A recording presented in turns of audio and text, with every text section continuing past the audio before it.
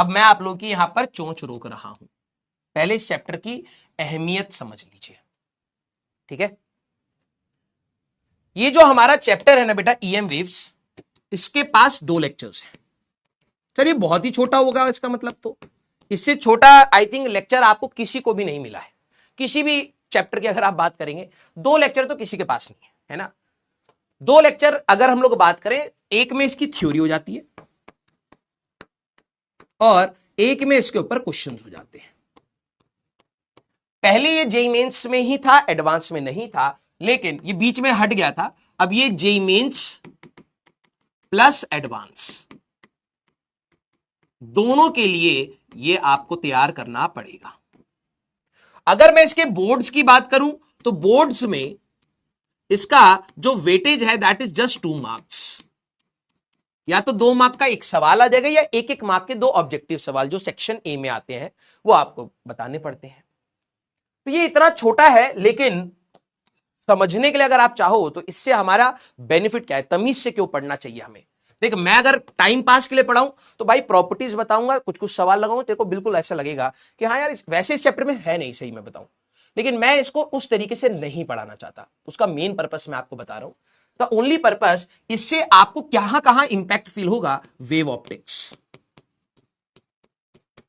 Wave optics के starting वाले part में जब इक्वेशंस की बात होगी, जब हम लोग लाइट को एज अ वेव मानने की बात करेंगे, आप सभी लोगों को पता है इलेक्ट्रोमैग्नेटिक वेव जो आपके पास लाइट आती है, violet, indigo, blue, green, yellow, orange, red, ये ईएम वेव है, इलेक्ट्रोमैग्नेटिक वेव है। जब भी चार्जेस एक्सेलरेट होते हैं तो ये वेव हमारे पास निकलती हैं। तो आपने नाम सुना होगा cosmic rays, gamma rays, X rays, ultraviolet, visible, infrared, micro, radio, ये पूरा कहलाता है EM wave spectrum, electromagnetic spectrum. Cosmic, gamma, X rays, ultraviolet, visible, infra, micro, radio, right. जो विजिबल वाली बात आप करते हो ना, वो विजिबल पार्ट में आपका आता था violet, indigo, blue, green, yellow, orange, red, white light. अब व्हाइट लाइट कहने का मतलब क्या होता है, कई लोग लगता है व्हाइट कलर की लाइट, ना ना ना, जो सनलाइट है that is our white light. समझ रहे हो, जो हमारे पास ये जितनी भी आपकी लाइट है these are our white light. अगर आप इनको तोड़ोगे तो आपको बहुत सारे कलर्स मिल जाते हैं। सनलाइट को अगर आप तोड़ोगे तो आपको violet, indigo, blue, green, yellow, orange, red, उसके बीच में एक स्पेक्ट्रा टाइप का आपको ऐसा मिल जाता है। अगर आप देखेंगे तो ये सारे कलर्स वहीं से निकल के आए, ठीक है। तो लाइट, इस चैप्टर की अहमियत समझिएगा और आपकी फिजिक्स को कितने प्यार से चैप्टर्स को अलाइन करा गया है आप उसको भी फील कर पा रहे होंगे।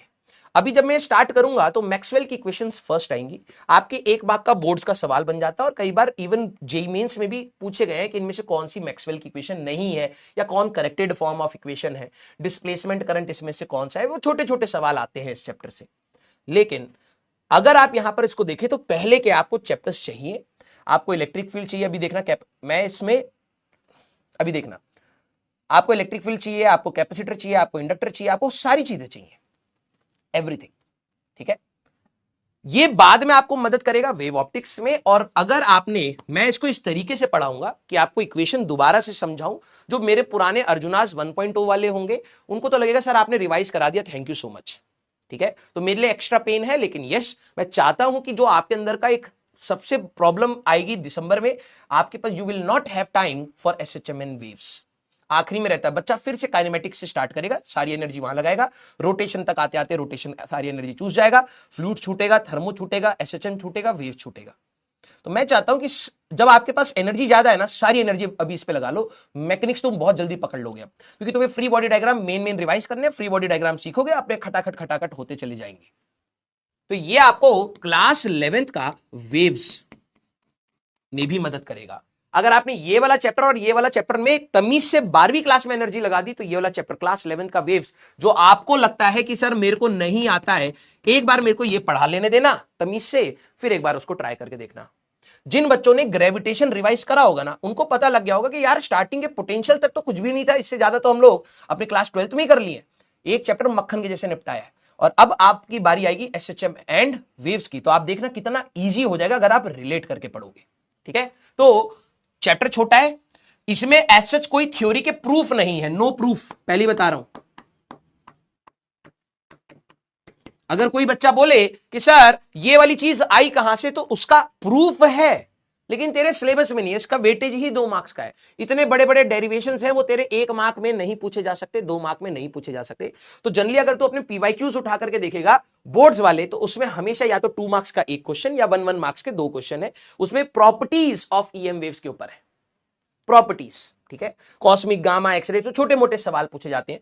तो आपको थ्योरी में जो चीज मैं बता रहा हूं उस रिजल्ट के ऊपर सोचना है, रिजल्ट कहां से आया उस पर नहीं सोचना है, रिजल्ट के ऊपर एनालिसिस करनी है। और जो बच्चा तमीज से उसको कर ले जाएगा उसके लिए कोई दिक्कत नहीं आने वाली, ठीक है।